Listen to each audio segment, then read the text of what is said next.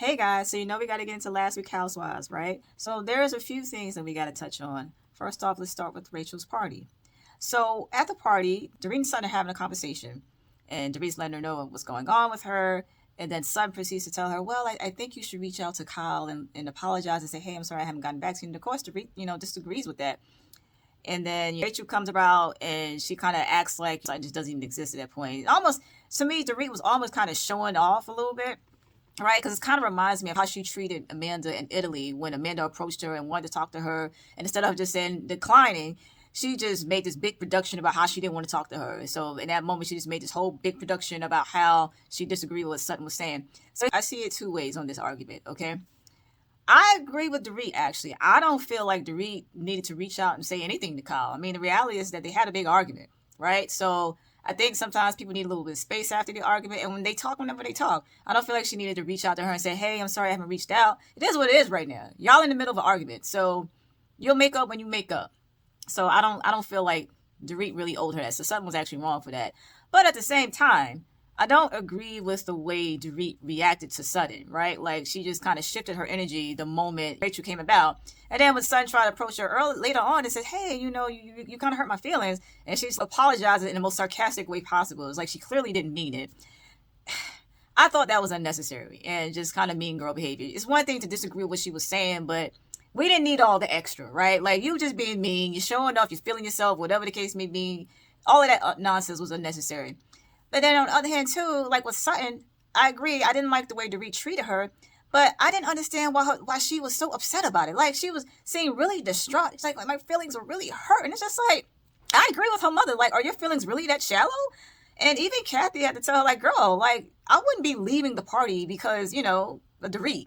I'll just say, hey, you can't chase me away. She's right. So I didn't really understand why Sutton was so hurt about it, though. It's one thing to be annoyed, but you don't need to be that hurt about it. Like, why are we making Dorit this important? Like, putting so much weight into this conversation. So I didn't understand that.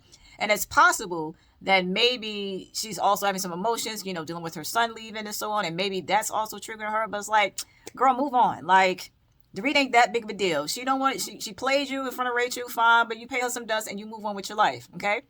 Period. So, of course, you see later on, Sutton talking with her mom. And she's rehashing this. And then, she's dealing with having to be on her own. Her son is leaving, and this is the first time she's going to be in the house by herself. So she kind of has to redefine her life. And her mom's trying to tell her, look, you're more than just a mom, right? You're a whole person. So you have to figure out what that is now, okay? So, of course, the main event is Dorit's book cover launch, which, I'm sorry, is completely stupid, right? Here's my thing. It's one thing to tease the public and let the public know, hey, I got a book I'm working on. I'll give you that. But my thing is, you could have done this on social media. Like, maybe you give us a little clip on social media, what the book cover is, and you move on. Why are you giving us a party when you don't even have a product? The best way to keep the audience engaged is to have a book launch and actually be able to read. Like, even if the book isn't all the way finished, it would have been helpful if maybe she could have read a chapter or something out of it or whatever, like a couple pages, just to give people a little taste of what the book is going to be about. But it's like, you had a party because you just had a party. Like, this was so unnecessary, but that's beside the point. Right? So the main thing here is that there's an issue with people not showing up, like Erika, Kyle, and Sutton, to be exact. This is my thing. First of all, I feel like they give her way too much consideration, right? I don't understand why Kyle and even Erika for a moment was like, oh, I feel bad. I think I should go. Oh, I should at least reach out to her and text her. I'm sorry. But especially in Erika's case, right? But if you call me the C word and then walk out in the middle of our argument and act like you didn't understand what I was going through and I'm going through worse drama than you, bump your party. Like, I'm not coming.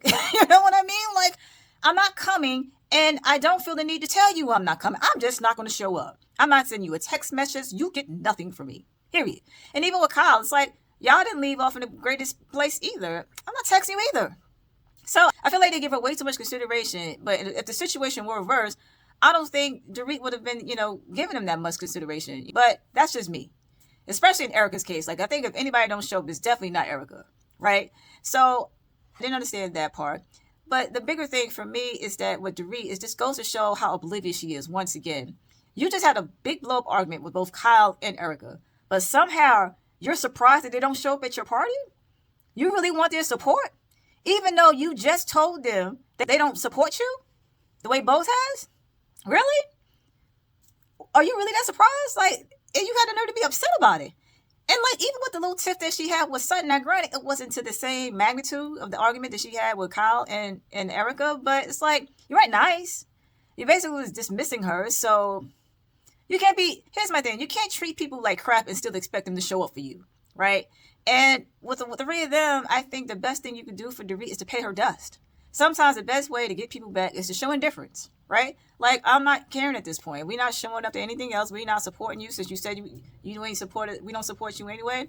I'm going to let you be alone like you say you are, right? Call me petty. I don't know. But sometimes you have to draw a line in the sand. It's one thing to sometimes put your differences aside for the sake of showing up. But I think this season, some things went a little bit too far, mainly with Erika and Kyle. So I'll give them grace for not showing up, and they're better than me. Well, Erika ended up not sending a text message or anything, but I'll give them grace for not showing up because I wouldn't have either. Okay? And Amanda, definitely, out of all the people, I'm really surprised that she showed up. Like, trying to be a girl's girl and be supportive and all of that. But it's like, girl, she has treated you like crap all season. Okay? Gave you a little fake apology, whatever. I don't think I would have shown up if I'm Amanda. I wish Amanda would have had the balls to just not even show up and just say, look, I'm not coming. That's just what it is. And then I wonder, like, did Dorit even engage with her throughout the time that she was at the lunch? Because I saw her talking with Jennifer and I saw her talking to her team, but I don't even know if she really acknowledged Amanda. So that's even more reason you should feel stupid for showing up if she didn't even acknowledge her. I mean, granted, I don't know because, they don't show everything, but we gotta grow some balls here. Like, you feel the type of ways. If you don't like somebody, you just don't like them, and that's just what it is. You can coexist in the same room, but am I going out my way to support you? Not really. Not really. And the thing about it, Dorit is still talking trash about Amanda, even like as of now. And show when she was on Watch What Happened Live, she was talking trash about her. Now let's talk about Rachel for a moment. Okay. So at the party, she's all dramatic and upset and talking about how, like, oh my God, Roger had the nerve to put out there, I love you, babe, and like just to everybody. Okay, I'm sorry. We're being dramatic at this point. Because here's my thing. You even admitted that y'all haven't been together in the last couple of years. Okay. So why are we acting so surprised that he made a post about his girlfriend? Okay. And his girlfriend actually came out on social media to air her out. She decided that she was going to go ahead and get the record straight because she was tired of Rachel portraying her in a way that wasn't true. She said, first of all, I am a businesswoman who happens to be a stylist, but okay. And then she also mentioned that she was been with Roger for 2 years. And she said she didn't meet the kids until a year after they started dating. So, and then she's like, also, my birthday is the day after, not 2 days after yours or whatever. And she's like, look, at the end of the day, I'm not going anywhere. I hope to see you at the bar mitzvah. She basically told, she said, just leave me the F alone. She really said that. She told Rachel, she was like, because she's tired of the story that Rachel's trying to put out about her. And I get it. Maybe this is the girl that he was cheating on her with. But we can't be all dramatic about it at this point, about him, like, posting about her. They're together. It's not a shock.